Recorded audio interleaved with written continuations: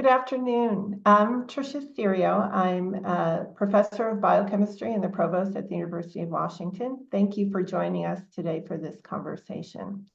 I'd like to start first with our land acknowledgement. The University of Washington acknowledges the Coast Salish peoples of this land, the land which touches the shared waters of all tribes and bands within the Suquamish, Tulalip, and Muckleshoot nations. Thank you again for being here. Last year, during her annual address, President Kelsey challenged us to ask ourselves, what does the world need from this enduring institution in order to meet both the urgency of this moment and the challenges of coming eras that we can only imagine? But she didn't just challenge us with this question. She noted that it's not enough to ask the question. We must lead in answering it. And that is what I so value and respect about the University of Washington, is our willingness to wade into those waters.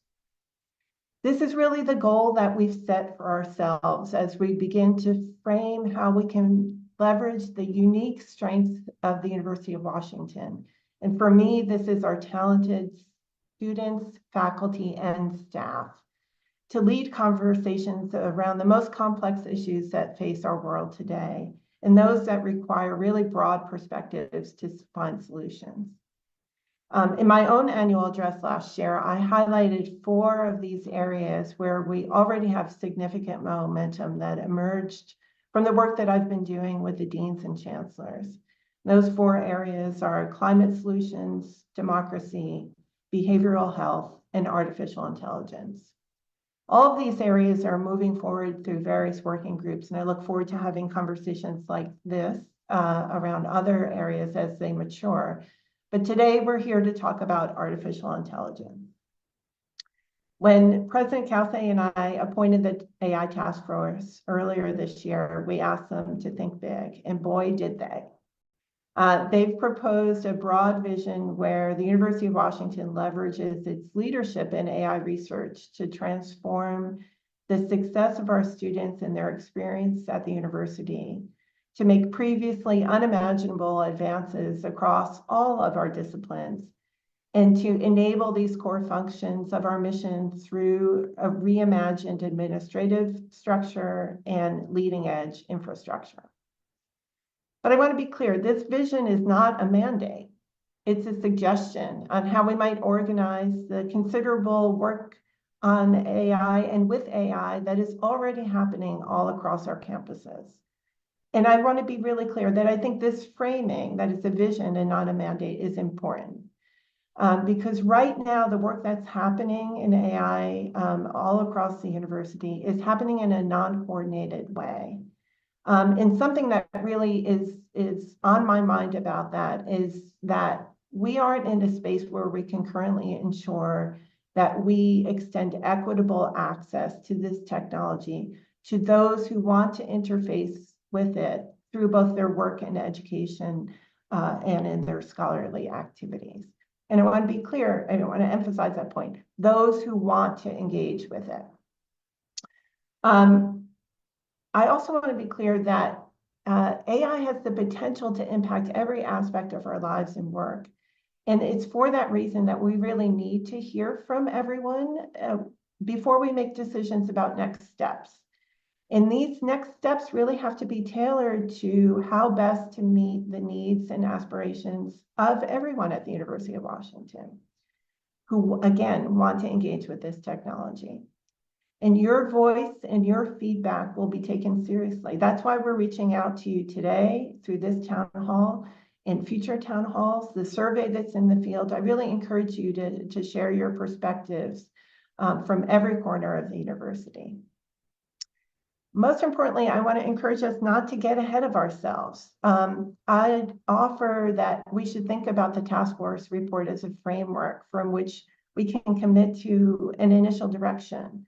And once we synthesize all this feedback, we're going to need all the normal processes that already exist at the campus to engage in and define the implementation of how we go forward.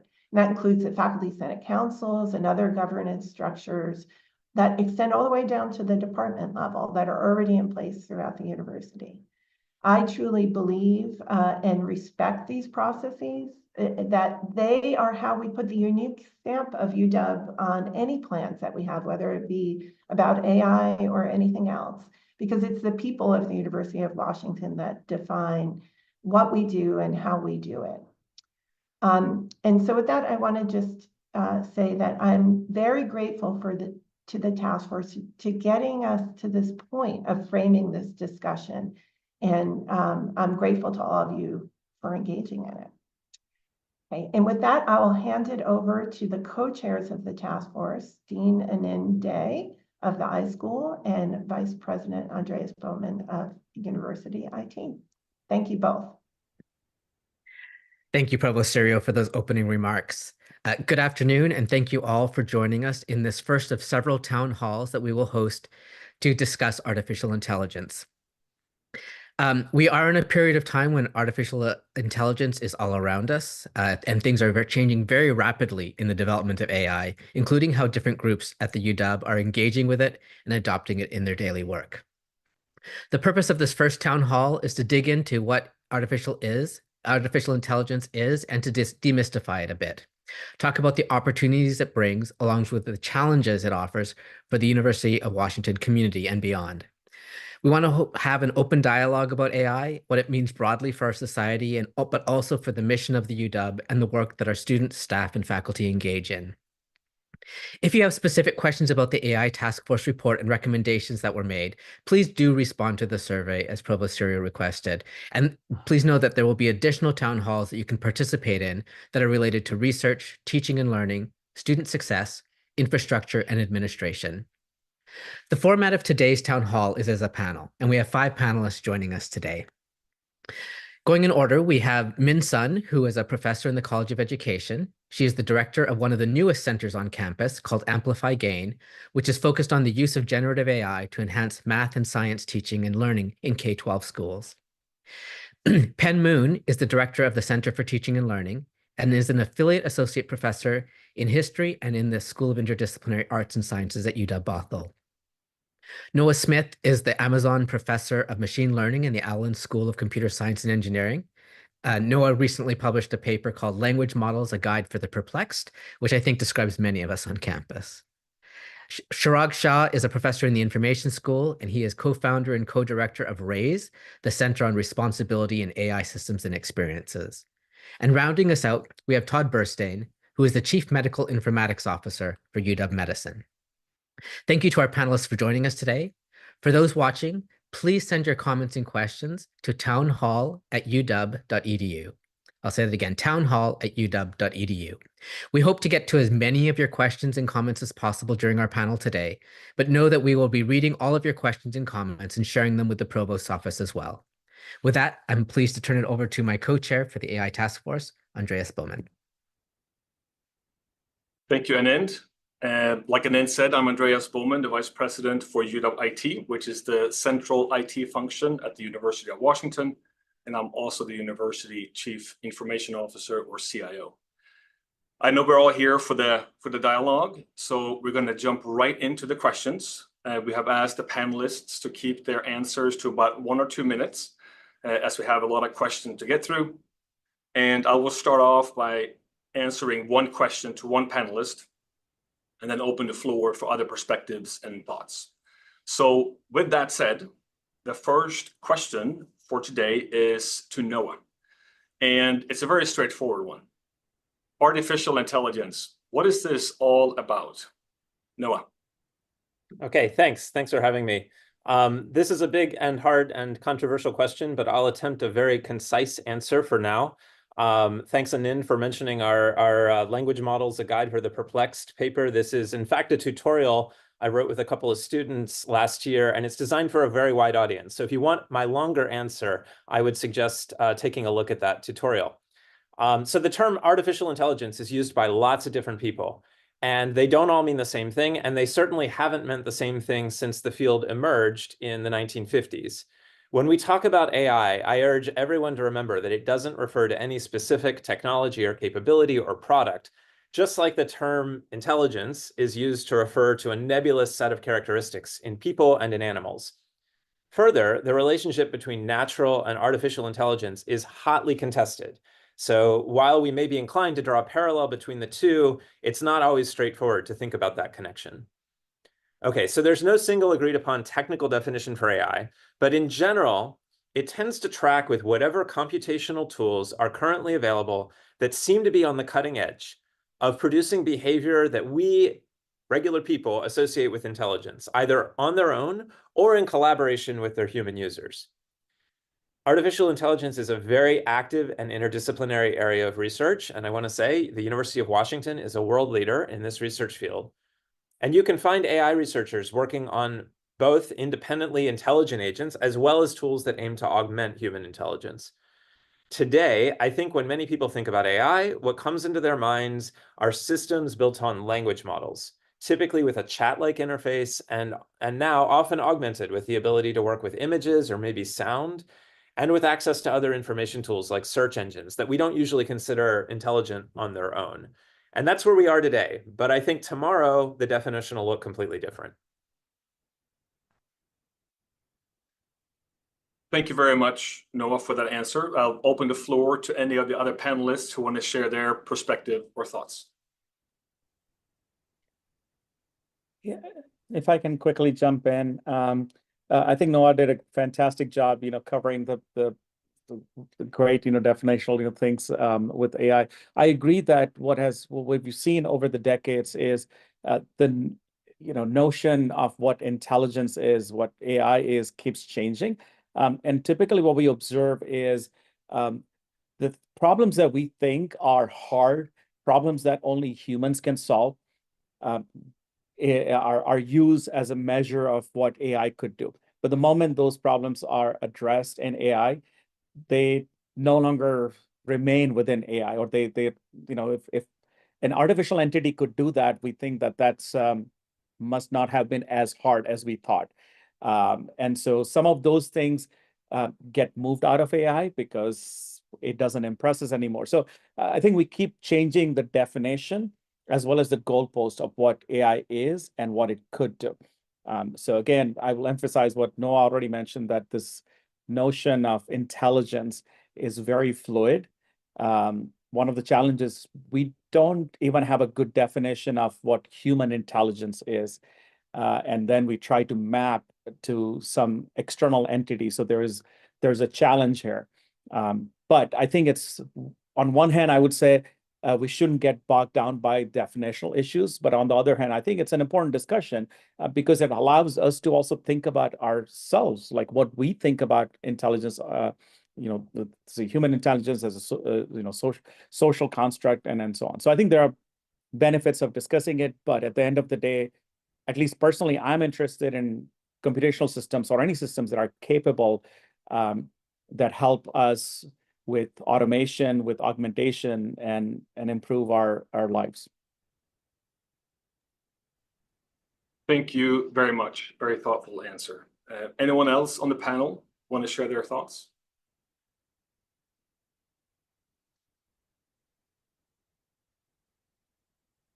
Okay, we're going to move to the next question, and I'll turn it over to Anand. Thanks, Andreas. Chirag, the next question is for you. Tell us a little bit about both what excites you about AI and what your concerns are about AI. So sure, I will give my personal answer, what I'm personally excited about, but then also what in general for all of us, what I'm excited about. Personally, I'm excited about agents. Agents is not a new thing. There have been a lot of waves of agents, many successful, many not. What I'm looking for now is going beyond these agents that can go beyond just generating answers and generating information or recommending information, but actually agents that could take actions. This has been very challenging so far. I mean, there are advancements in robotics and automobiles, industry, but there hasn't been as much widespread in other industries to have autonomous entities that could act on our behalf. Now, this is not just a kind of a pipe dream at this point. Some of these things are becoming possible. It's also not just a nerdy dream that I would say, personally I have. I think there are some great opportunities in areas of, say, accessibility in healthcare. And honestly, this is the kind of thing that I'm more excited about in terms of our collective future, because we know we have limitations in resources in terms of material resources, energy, people.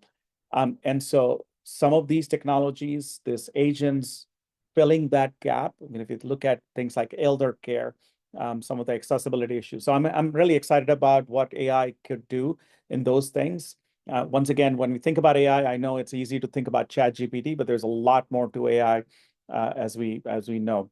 So I'm excited about those things. Obviously, I'm also very concerned about some of the things. As Anand mentioned in my introduction, I co-direct the Center on Responsibility in AI at UW campus called RAISE. And a lot of these issues that that are not new that have come up, issues of bias, toxicity, hallucination. We recently saw news of people harming themselves with this interactions with chatbots, and there have been multiple cases now at this point. So there's this lack of awareness. There's a lack of education for general people, what AI is capable of doing and what it's not. And so what I'm concerned about is where we take a tool that was designed for X and then use it for Y and Z without proper understanding. That's been problematic. We lack proper oversight. So we lack education, we lack oversight and regulations. And so these things are causing real world harm. So I think there are some real challenges how to do this right. I mean, there's a lot of things that we moved fast and we haven't thought this through. So I hope with my colleagues here, this is what we are trying to do. Like, can we do this in a better, mindful way than simply rushing into it? So I think there are concerns, but there are also some ways to address them, and a lot of us are working on it. Thank you, Chirag. Any of the other panelists would like to weigh in? May I chime in and add on to what my colleague just shared? My areas of focus is in education, which is a very specific domain area. In particular, a lot of my work is in K-12 teaching and learning.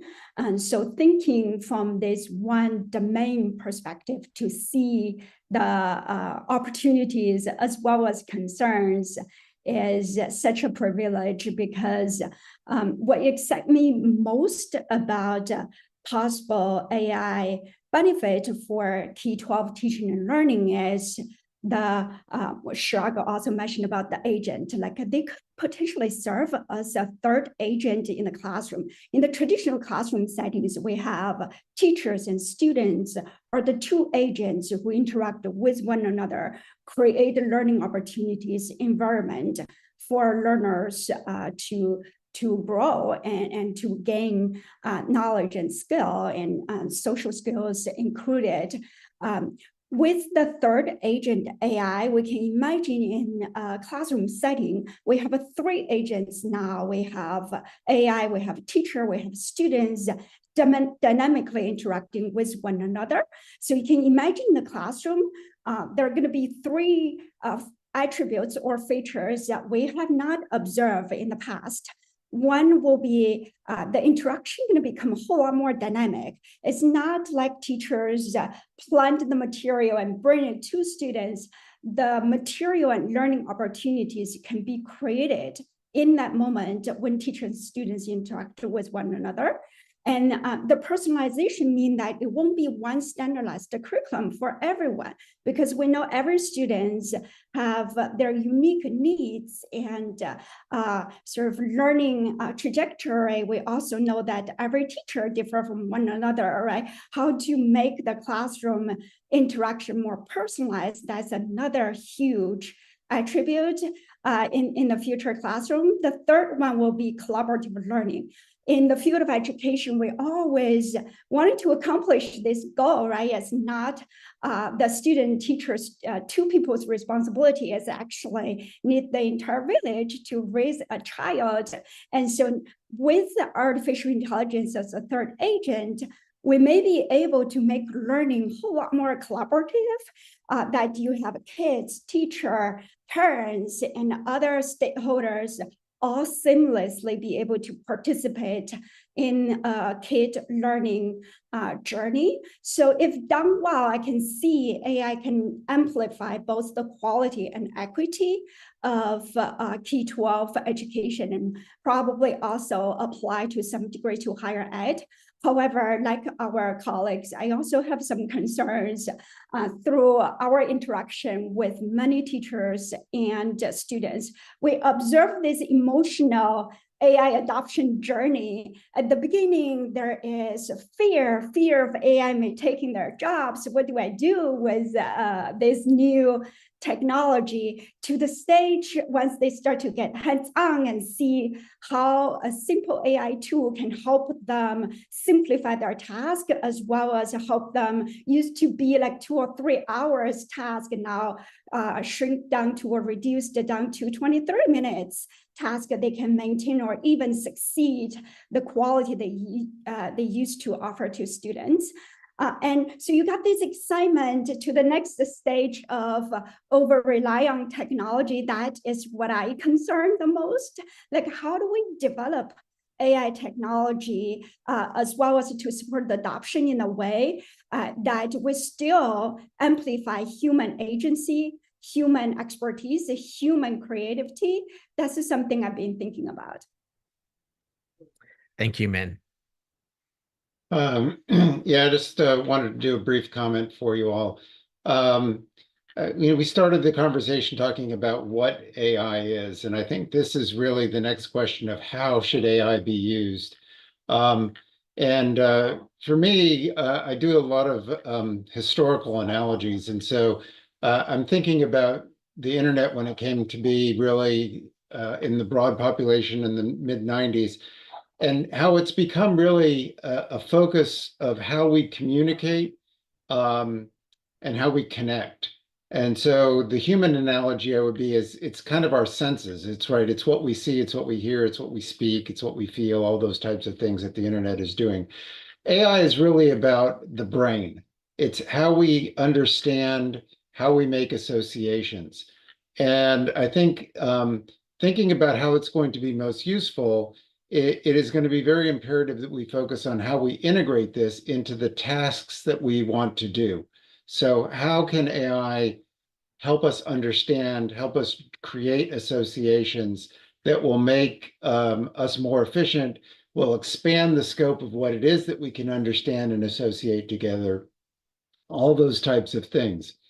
As far as the risks, I think the analogy is the same. We've seen the same thing with the internet. If we connect things in the wrong way, if we connect to things that aren't true, connect to things that are being used for manipulation, we end up with bad results. And so I think it becomes even more imperative when we start talking about understanding and associations to understand that if this is going to be used in ways that are intentionally or unintentionally going to create misunderstanding and misassociations, then that is a significant thing that we need to pay attention to. Great. Thank you all. Wondered Andreas? if I could I Please, also Ken. chime in? I'm excited about some aspect of AI, and is really interested to hear Minsun's talk about AI fostering collaboration. One of my concerns about the intersection between AI and teaching is an emphasis on AI-driven personalized learning. And there are a lot of risks in personalized learning, one of which is that it will involve even more intensive tracking of student data and behavior. But I also worry about emphasizing personalized learning, because I think it exacerbates a bigger problem that we have in education, and that is the increasing atomization of students. And so relying on a third agent or a chat bot to do the work of engaging with students has some risks. And I worry about that. So I'll just put that out there. Thanks, Pen. Andreas, over to you. Thanks, Anand. And Min, we are going back to you. And this is another really broad question. So please feel free to dive in on any of these subtopics. But the question is, what are opportunities in AI for the research, teaching, and student success missions of the University of Washington? Thank you so much for this question, and also thank you, Pam, and point that out. Indeed, we are highlighting some of the potential benefit at the same time, with the condition if done well, right? And there are many things I feel like we need to be very thoughtful, and that I would actually think create opportunity for us to engage in. I feel like both the opportunity and challenges create a new line of research and teaching. And I think at the same time, community services work for us to do as a collective together. And I'm going to offer a very narrow perspective from my own work and from the Amplify Learn.ai Center. And as you see on my background as Amplify Learn, and Amplify Gain is a new center we awarded by the US Department of Education, which is nested within this broader initiative that we already have in place on campus. So the center's work focus on leverage the latest technology of AI to amplify both the quality and equity of teaching and learning. Again, we're primarily focused on K-12, but some of the things I talk about potentially can be extrapolated to higher ed as well. So this center, we have 4 strands of work.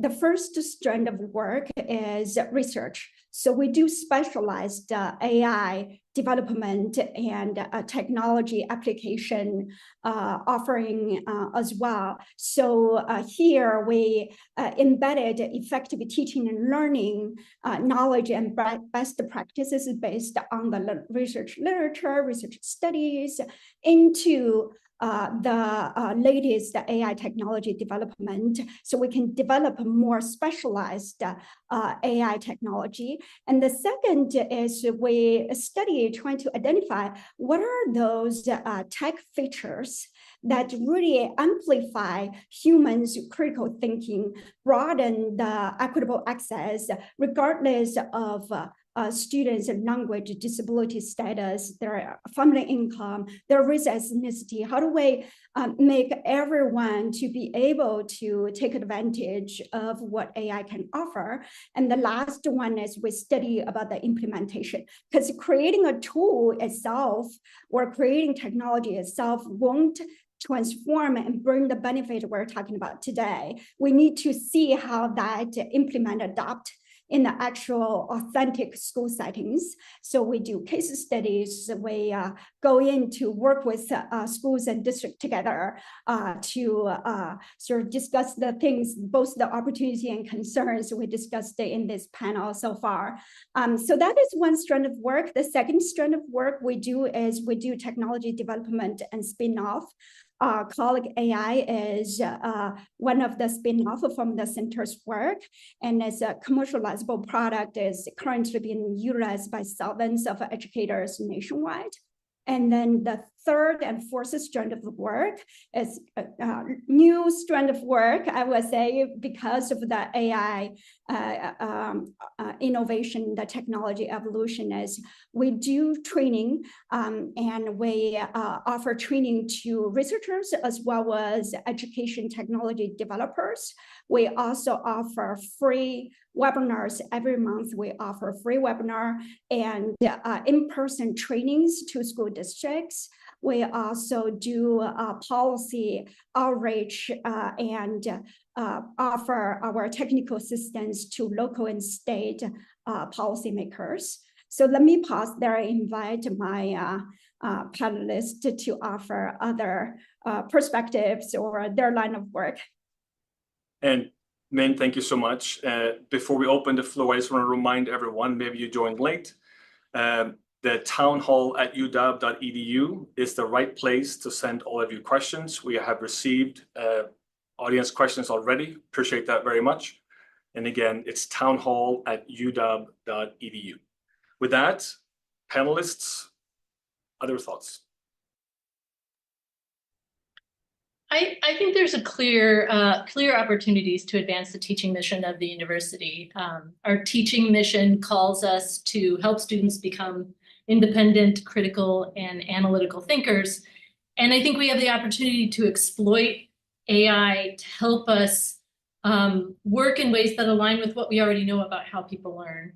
And I use that word exploit intentionally because I think up to this point, I'm a little concerned about how the focus of conversations about AI and teaching have largely been about our need to ensure that students are marketable in an AI world. And this isn't unimportant, but I think this orientation positions teaching in the service of AI rather than AI in the service of teaching.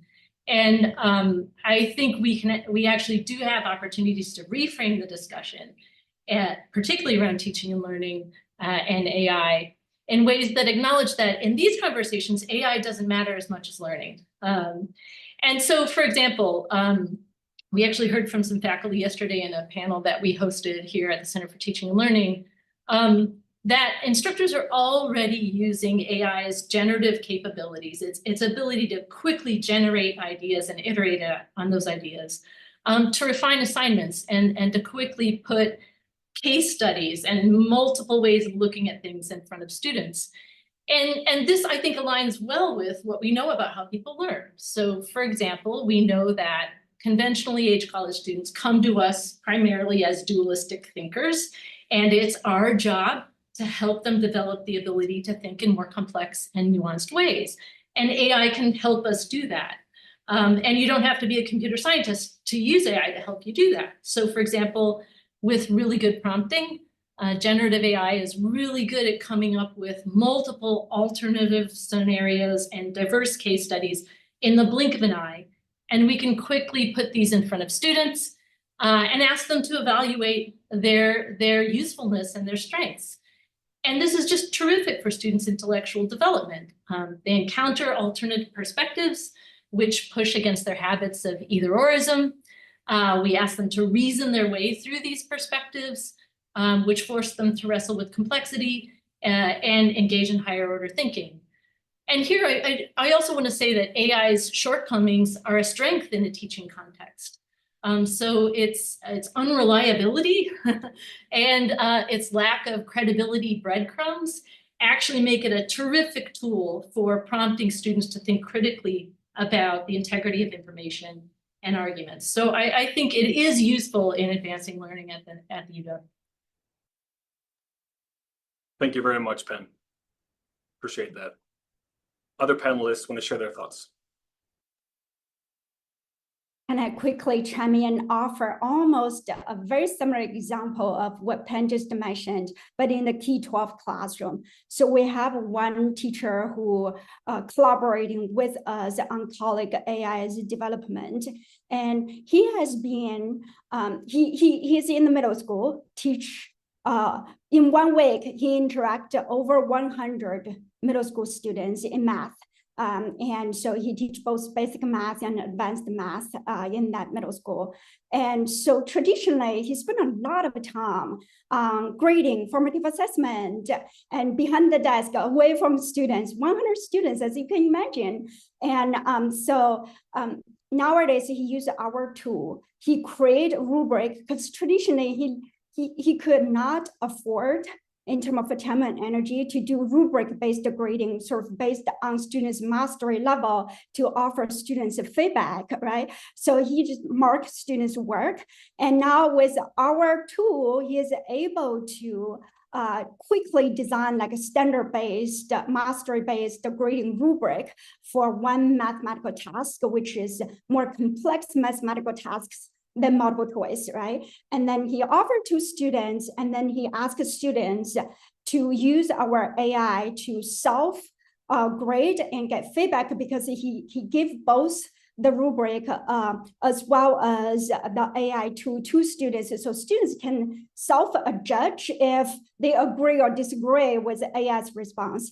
AI at this stage, at least the AI we utilize, it has a lot of limitations, particularly with regard to math education, like solving mathematical problems and be able to reasoning through a complex task, which actually involve like a real world application of math concept.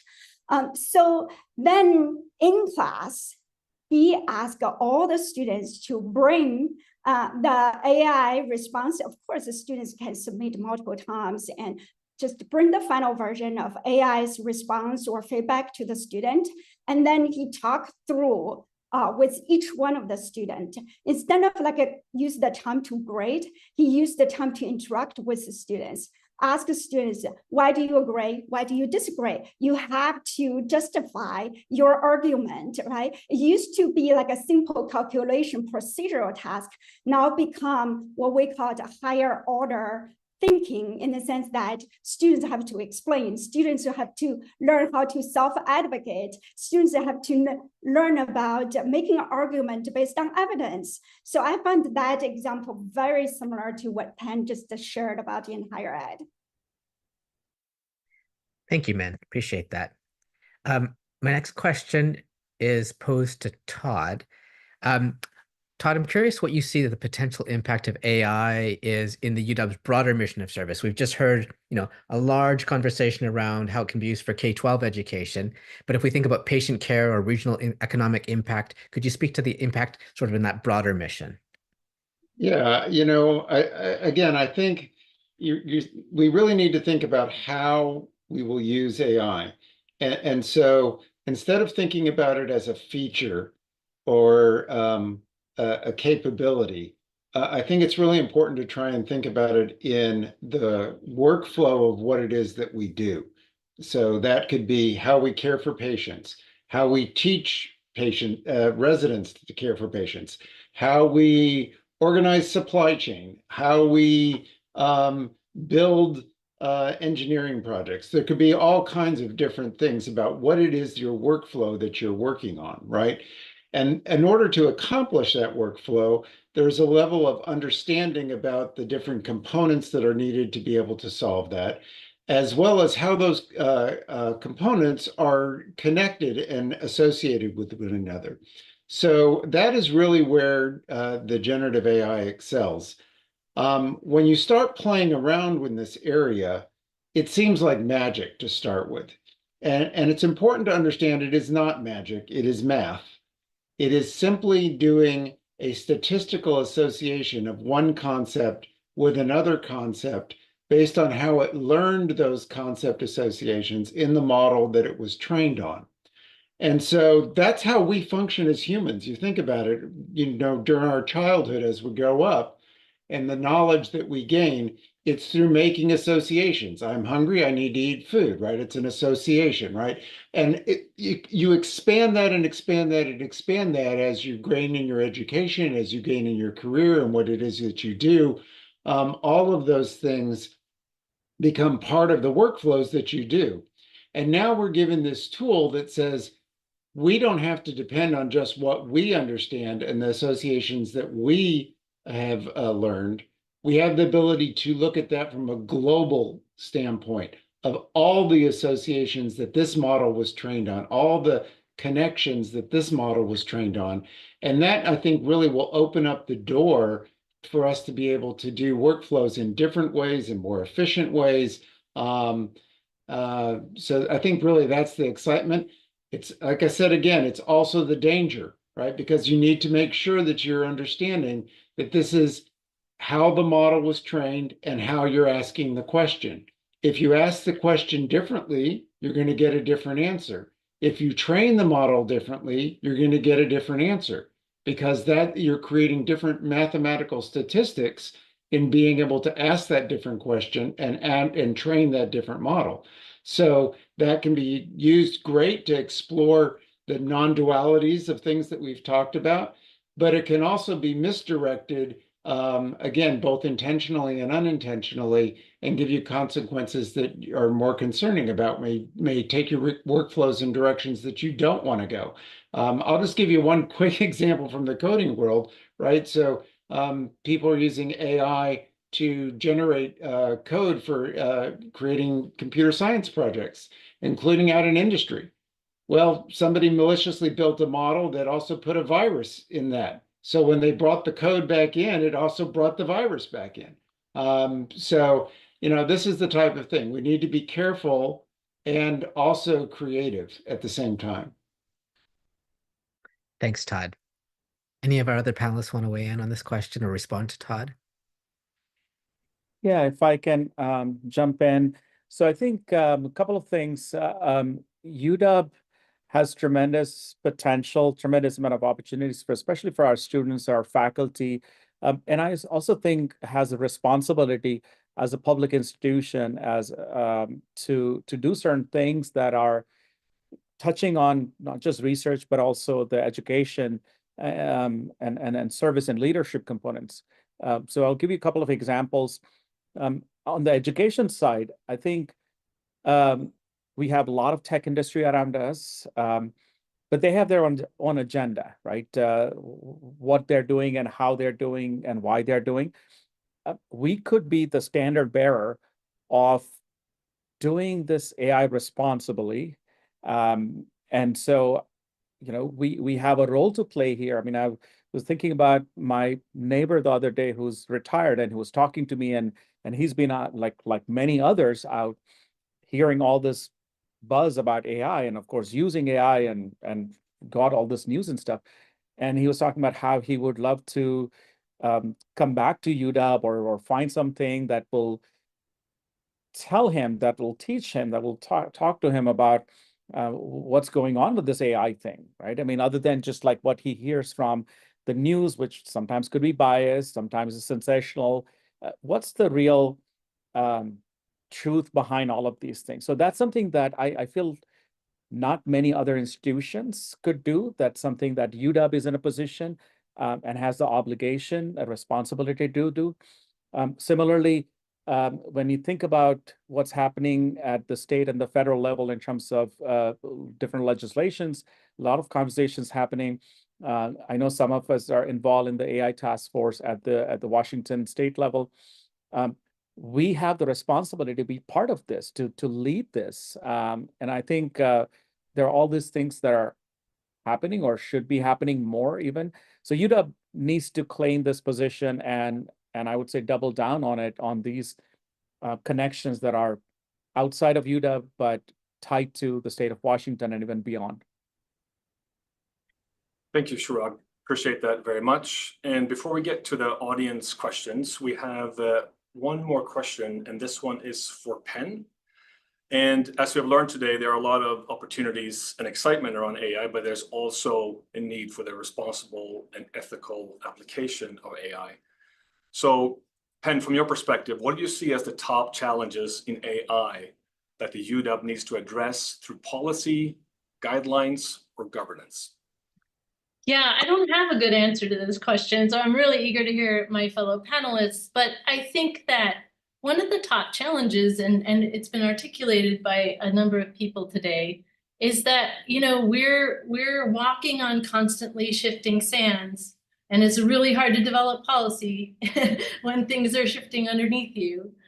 We also have something called academic freedom, and so those two things combined kind of raise in my mind whether or not there is a policy here, right? And I haven't seen a good one at another institution, really, especially regards to teaching. So I think that, if I think what we need is a really flexible stance when it comes to the use of AI at UW. And I think we need to focus on developing guidelines more than anything else. And those guidelines need to rest, and I'm speaking about teaching here, they need to rest on first principles and about what we know about how people learn. And they need to emphasize the need to talk with students about the when, how, and why of using AI. But a policy that seeks to prevent students from using AI, I think, is a losing proposition. And a policy that we can't enforce is not worth having. So I'm really eager to hear what my fellow panelists have to say. Yeah, I'll jump in a little bit. I agree a lot, Penelope, what you're saying about it's a shifting landscape and shifting very rapidly. I think, though, we need to think about this in the way we think about other types of technologies as well. So again, I'll go back to the internet, right? When the internet came around, there are certain things that we said, okay, it could do this, but we're not going to do that from a regulatory standpoint, from a safety standpoint, you know, all kinds of other risks that we put into the system, right? And so I think we need to look at it under the same lens, right? And to say, again, AI can do lots of things, and it's actually much more complicated than the simple connections that occur over the internet, right? And I'll just give you a quick example of that, right? If you go to some website and it's got some crazy conspiracy theory, it's pretty easy to understand, hey, this is a crazy website with a crazy conspiracy theory on there, right? When you're dealing with AI, because it's trained on the model, everything that it generates seems somehow reasonable. Because the model is somehow reasonable, right? And so being able to pick out what is useful information, what is not useful information is much more challenging. And so I think we need to be really careful about that, because it then, as you start to abut boundaries of regulatory things, so you can think privacy, you can think confidentiality, you can think legal things like copyright infringement, or I mean, you can just go on and on and on. But we live in a land of laws, right? And I think the first thing that we should do is say, whatever the AI is doing, it just like any other technology, it's got to live in the land where we respect the regulations and the laws of what's going on. Thank you, Todd. Appreciate that answer very much. So Anand, I'm going to turn over to you, and we'll get to our audience questions. Yeah, one of the questions from the audience is about the role of digital twins. So how can AI be used in research for simulation so that we're doing less human or animal experimentation? Who wants to take that on first? I can start a little bit. So one of the things we have at UW Medicine is called the WISH Lab, which is a simulation lab. We do a lot of training in the simulation lab, from how to do medical procedures to how to teach patients different things. And a lot of this in the past would have been kind of manually done, where we had to create individual scenarios and models and whatnot. And now we're starting to get into the world of using AI to augment the process of creating these types of simulations, so that we can do the training. We can even go beyond training. So if somebody has a surgery that's coming up that's going to be particularly complicated, they can take that into the simulation lab and do that with AI to try and simulate, what is the surgery going to look like? What if this happens during the surgery and there's complications, so that we can understand how we would respond to that. And then AI can even feedback what the responses typically would be in that situation, because again, it has this understanding of the connections that occur based on how it was trained. So I think there are lots of opportunities, and that's just in one area in medicine. And if I can tag along to add that I'm also very excited about this digital twin idea. I mean, some of my work on agents, this is what we are trying to do, where essentially these agents are what will represent the user going out and doing things on their behalf. As maybe you saw the news, Anthropic, recently released this thing where the agent browses the internet on your behalf. That all sounds exciting, but I also want to caution that there are challenges, there are problems there, and we've already seen it in our own work, and there are things, of course, coming out other places too, where these things, essentially you're giving up your agency as you allow these agents to do things on your behalf. So while they may save you time, they may save you some effort, but a lot of things are still unclear in terms of how much agency they should have, who's responsible when something goes wrong, how do you deal with this lot of trade-offs like personalization versus privacy, and so on.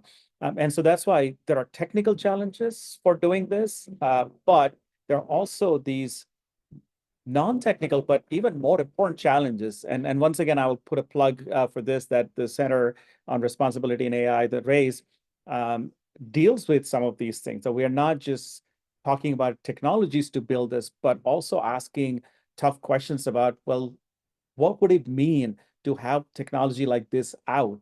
We talk about self-driving cars, fantastic. A lot of people get excited about it, but we still haven't figured out who takes responsibility when something goes wrong with a self-driving car. So I think there are a lot of these challenges, and that's why I think it's a very interdisciplinary issue that we all need to be at the table to address it. Mm-hmm. May I also offer another example that utilize multi-agent models for simulation? The scenario is when we know that like coaching teachers offering one-on-one mentor is quite a cost investment in K-12 settings, right?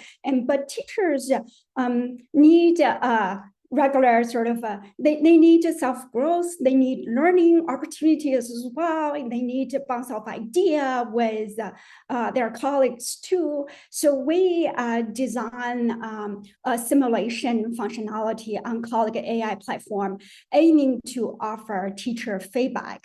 And what we aim for is actually when teacher utilizing our tool to develop a lesson plan, before they even walk into the classroom, the simulation function will help them to see how their lesson plan may unfold. So we have agents who represent students with different profiles. Then we have the teacher, then we have a coach or reviewers role, very much like a human coach, mentor, or principal would do, right? And so this couple of AI agents in the background simulate, act on the lesson plan, and then towards the end, the reviewer, the coach would summarize, synthesize what they observe through the simulation and see like, here are the aspects we recommend you to further improve about this one lesson plan. So that is one situation we are using in the way that we utilize as a way to offer information to teachers, and teachers still have the agency to decide what to take on, what to not take on. And the coach or the virtual coach, I'll ask the coach to cite sort of what works clearance house, those research-based instructional practice to have a sort of like specific domain knowledge that they have access to do the final sort of mentoring feedback to teachers. So all this to say that to our colleagues' point, we need to think about thoughtfully like what the AI is capable of doing, what the AI is not, and how do we still respect humans' creativity, agency, and expertise, and they're still at the driver of the whole decision making. Thank you, Min. And the next question from our audience is in regards to partnerships. And the question is, how are partnerships influencing the current trajectory of AI research and implementation? Are there emerging trends in collaborative models, for example, public-private partnerships or academy industry collaborations that you think will shape the future of AI adoption? I'm happy to get started on this one. I share part of my time with a nonprofit research institute called the Allen Institute for AI, which is down the street, also funded like the Allen School by Paul Allen. And AI2 has led a number of initiatives to carry out very open research on state-of-the-art artificial intelligence. So for example, this year we've released several iterations of an entirely open language model called Olmo, which is more open and available for researchers to make use of than any of the other strong models available. So not only the model weights for technical folks, but also the data that was used to train it and all of the code that you need to reproduce the results and documentation of everything that went in. I'm really proud of this project because it really is the kind of thing that the big tech companies would never do. And University of Washington was a major collaborator. A lot of our students were involved in this project. I think these kinds of efforts where we push AI in a more open source direction are absolutely essential for expanding participation in the research level, where we define what the capabilities are even going to be and understand them and develop methods for establishing what claims can and can't be made about the models. So I think that partnership in particular stands out in my mind as especially promising. It also puts UW at the very cutting edge and gives us kind of a force multiplier. By teaming with AI2, we can do things that we couldn't have done on our own. In terms of adoption, I personally take the view that people building the technology and advancing the fundamentals need to be engaged with potential user communities. And I'd like to see scientists and others at the university playing an active role in helping decide what gets built. I think personally that AI for scientific exploration has huge potential with a very different set of demands and capabilities than what's being built for general purpose use by the tech companies. Personally, I'd like to see more partnerships and very close engagement by the university community so that we have a stronger say in what's getting built. Yeah, I can say on the medical side, we have a lot of partnerships with different AI organizations. In radiology, we send images directly from the machine up to the cloud that go through AI processing and alert us for abnormalities when they're found. We have AI that interprets messages coming back from patients who have messages to their providers. We will soon have AI that will be able to listen to a conversation in a office visit and generate an office note automatically from that, not a dictation, but actually an AI understanding of the note. Lots of different vendors that we're working with. I think it's great that the UW and the resources that we have here are able to work on the basic foundations of these tools to really push the environment of how they can function. But I also think it's great that we have real world uses for these that we can work with vendors and fine tune how they can actually have immediate benefit for patients and for the public. Thanks, Todd. I'm going to take some moderator privilege here. We've received a number of questions about the task force recommendation and report, and I'm going to use this time to quickly ask Andreas a question, which is that we've had a question about what we mean by AI specifically in the task force recommendation and report. Thanks, Anin. Good question. And when we started off the task force, the guidance was clear. We are talking about artificial intelligence in the broad sense. And that means that we are talking about machine learning, natural language processing, and again, Gen AI, which is kind of the emerging technology that is happening now around AI, but really is a subset of that broader view, which was the charge for the task force. Of course, everyone is excited about Gen AI, so that was a focus of the task force, undoubtedly. But again, it was meant for that broader view on AI. And then, do you want to add anything to that?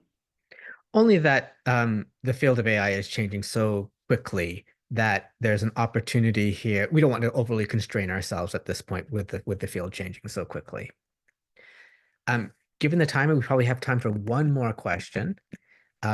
So I will ask, do any of you have tips for researchers who are not experts in AI, who want to collaborate with AI researchers or in their work? What recommendations do you have on how that collaboration could occur?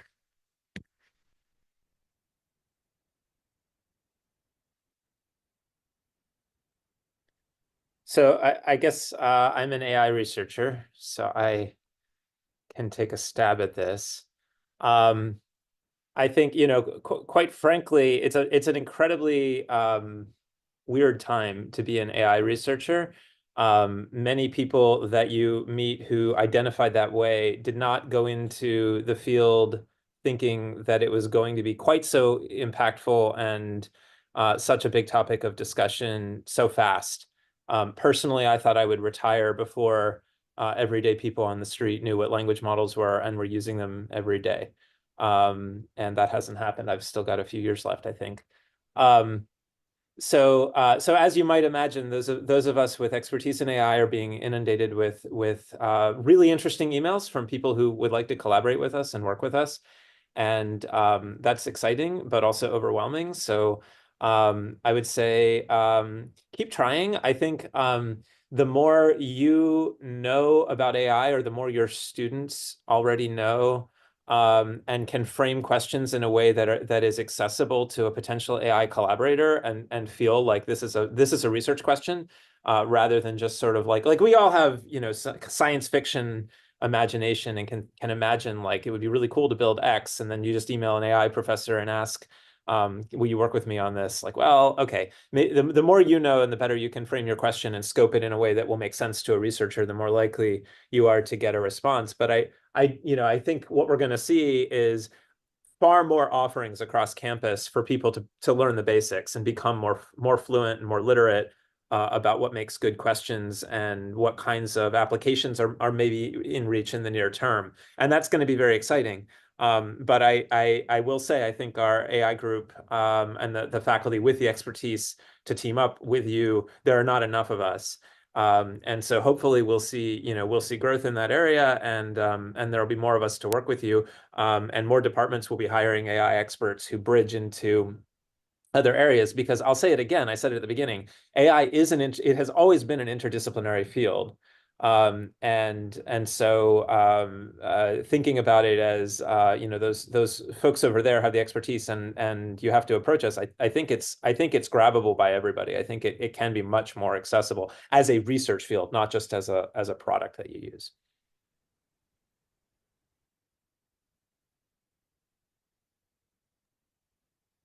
Okay, I think we have, well, first of all, thank you, Todd. And I think we have time for one more question. I'm looking at the clock here.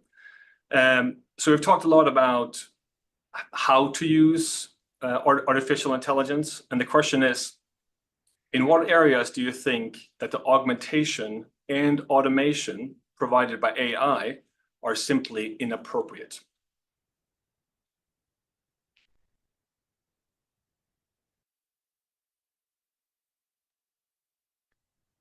Can I answer that question without answering the question?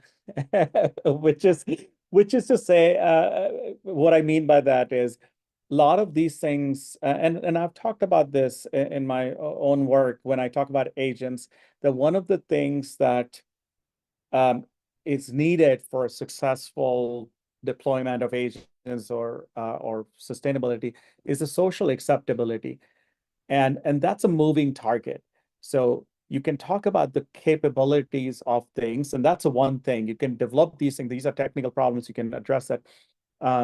But then you have to still address, the personal acceptability. Are we okay somebody responding our emails on our behalf, right? When would we be okay with? Maybe we'll be okay for some things, but not other things. And that's just the basic tasks that we do on everyday basis. Like, then you kind of get into a higher risky thing. Are you okay? The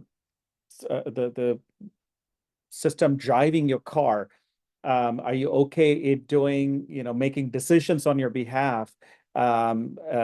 medical decisions, financial decisions, how to vote, who to vote. So I think some of these things, and we've seen this in the history of technology, that at times these are unheard of, unacceptable. Over time, some of that becomes okay, some are still not okay. So it's really hard. And then that's why I'm answering the question without answering the question, and just saying that it remains to be seen, because these are the functions of our society as opposed to individual, and not something that just researchers or educators can just drive. That's not something we just get to decide. It's something that we collectively, as a culture, as a community, decide. And typically, these kind of things take time. So as much as some people or many people got excited about what ChatGPT could do, there's a big difference between what it could do and it becomes acceptable in a lot of things. And then ChatGPT or these kind of AI generation thing, that's just the tip of the iceberg. There's, when we talk about AI, it's much bigger, much broader than that. And in the meantime, a lot of things will fail. They will go out of sight, and that we won't even be talking about it. So I think this is a question that I think only time will tell. What we can do, and this is once again, I'll emphasize, is being responsible while building, designing these things, deploying this thing. And I think all of us in this room have a tremendous amount of, responsibility here, because we are in this position of being an educator, to train these next generations, to talk to our lawmakers, to talk to general public, and at least give them enough information, enough education, so that we can collectively make better decisions going forward. I'll just chime in here because it seems like an easy question to answer, but I've had the privilege of being in the room with Tim Althoff, who's assistant professor in CS, and heard about his work at the intersection of mental health and AI. And if someone had told me before hearing about his work that, oh, we could have AI be kind of first tier one kind of mental health support, I would have said, oh, that's unconscionable. But then his work is amazing and it's helping people. So it's not an easy question to ask about what's off limits and what's acceptable, which gets back to the question that I was supposed to answer about policy. It's unclear that there's a policy path forward here. Thank you, Pen. And the other panelists want to offer their view. Okay, thank you very much. We're going to go into closing. We have a few minutes left. Before I turn it over to our panelists again for closing remarks, I want to remind everyone the email address for your question is townhall@uw.edu. There's a survey available on the Provost blog. I encourage you to engage with the survey and give us your thoughts and opinions. And remember, there are more town halls coming with dates to be determined. The first one, though, is on the 30th, and it's going to be about research. All that being said, I will now turn it over to our panelists for closing comments. And Pen, I'm going to go right back to you. Okay. I guess my closing comment, and I'll be a little bit on a soapbox here, is that we should not imagine that AI can do the most important things we do as educators. And while I'm excited about many aspects of AI, I don't actually think it's going to revolutionize teaching. In almost every conversation that I've had with people who think deeply about teaching, the path forward in integrating AI into teaching is to double down on first principles of effective teaching. Yes, we can get excited about how AI can answer some of our students' questions, and answering questions is an important part of teaching, but the more important part of teaching is getting students to ask good questions and then helping them develop the ability to answer them themselves. So to me, the emergence of AI throws into even starker relief the importance of human instructors and the necessity of reflective, inclusive, and evidence-based pedagogies. So from a teaching standpoint, I think AI's chief value lies in the ways that it'll free up some instructor time so that instructors can spend a larger proportion of their time on teaching strategies that can help students feel welcome and valued, and help them develop the social and intellectual skills critical to healthy societies, including the ability to interact with each other and to see value in difference. Thank you, Pen. I'll turn it over to Chirag. Yeah, first of all, thanks for allowing me to be in part of this panel. It's been a great learning opportunity, and that's what I would emphasize from my personal view, that we're all learning. We're still trying to figure this out, right? Maybe this is what Noah was saying before, but back when I was a student, AI was a taboo word, right? I mean, even if you're doing AI, don't mention you're doing AI, because that meant you're not doing something important. So seeing the transition from that to this, it's I wouldn't have imagined. That being said, at the end of the day, it's this term that many of us don't fully agree with. I mean, when John McCarthy coined this term and we just came to accept it over these decades, I think when today we talk about AI, certainly it's not the same AI back when I was a student, and certainly, decades ago when this term was originally, used. But it doesn't matter. What matters is we are all interested in creating these opportunities that automate and augment and help us in ways that we couldn't have done before. Some of this will fail, some of these will be bad, but there are also a lot of good things, a lot of right things. So what I see is there's tremendous opportunities, some tremendous potential, but we have to do it the right way, the better way, the responsible way. And so we all have a role to play. We can sit on the sideline and have the world go in chaos, or we can be the part of this thing, including even saying, don't do that. That's a bad idea. Just what Pen was just saying, that it's a bad idea to do this in the education context, but somebody has to say that. And that those people need to have that credibility. So they need to be part of this. So don't stay on the sideline. That would be my message. And get engaged. That doesn't mean you have to be on board with everything that's happening, but be part of the discussion. I hope we don't get too carried out by either the hype or the fear, because neither of them are good.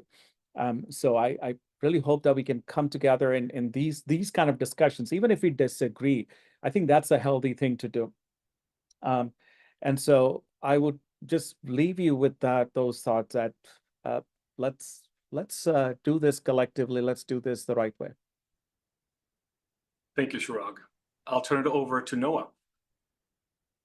Thanks. Yeah, so I'll be brief. I would say in closing, I would encourage everyone in our academic community to resist the frames of the most extreme voices in this discourse. And by that, I'm referring to both the companies that are selling AI products and creating all the hype, and also many of the most fearful voices that are viewing this as AI is going to take over. It's going to be a revolution. This is just not the way we look at it in the community of experts who actually study and build AI. At the end of the day, AI is going to be what we make it. We have agency, and being here at the University of Washington, you are in a position to play a role in that. So I agree with Chirag. Thank you, Noah. And Min, you get the final word. Wow, what a privilege. Thank you. I am very honored to be invited to share some of our work and thoughts with you all, and definitely echo on the learning opportunity ourselves to interact with other panelists as well. So I would definitely agree with our colleagues, what they just summarized and shared. And while we are in the community to contribute to AI innovation, at the same time, we need to think about not just the ethical challenge, but also practical challenges. If you are doing the work as we're doing, actually developing applications and help school district to implement in authentic settings across different contexts, right? So the challenge comes with that as well.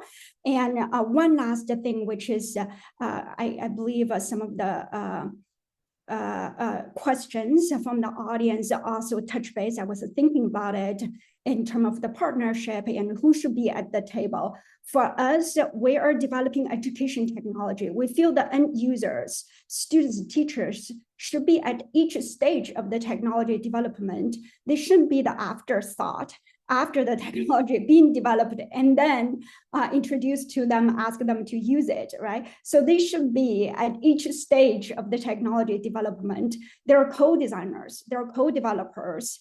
And that's probably one of the most effective approach in my career so far. I discovered that you can combat and mitigate many of the issues we discussed today. So let me end with there, and thank you so much for having us. Thank you, Min. And before we put a bow on this, I just want to say thank you as well. Thank you to Provost Serio for opening this event. Thank you to the panel, my co-chair, Anand, and of course, the support team that made this all happen, along with our ASL interpreters who are with us today. Thank you all very, very much. Before I turn it over to Anand for some closing thoughts, I want to plug 3 things. Town hall at uw.edu, Provost blog, there's a survey there, please take it. And there are more town halls coming, the next one being research on the 30th of this month. Anand, what do you think? Want to close us out? Sure, just a few last words. Let me echo Andreas's thanks, and let me add my thanks to those of you in the audience who shared your questions with us and those who are just viewing. Please do respond to the survey. It closes out tomorrow, and do participate in the other town halls. Our biggest request is to keep engaging in this topic so that we can put our unique University of Washington stamp on the future of artificial intelligence. Thank you so much, everyone.